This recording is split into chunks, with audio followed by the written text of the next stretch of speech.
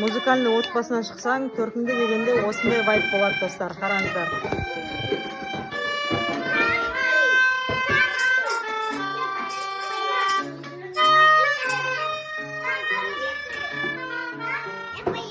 Пожалуйста. Мынақта ана инструменттің атын ұмытып мелодика, по-моему, сол тартылып жатыр. Мынақта Айғаным шабыттан шашын өріп тастаған ғой. Біздің Айғаным өзі жан-жақты сондай кубик жинайды, тақия жасайды. Кәдімгі ана тақияларын көрсетейінші. Мынақта мен женшем қобыз тартады, домбыра тартады. Мынандай да бар бізде. Ал. Ойбай. Алдына қожа, пышақ дегендер, машин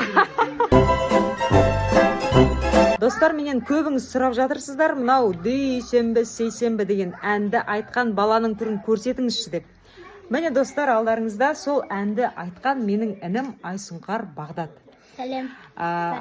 Бірінші видеода айтқан едім, битбоксында өзі жасады деп. Қан істеп берші сол битбоксты. Давай, Ялма.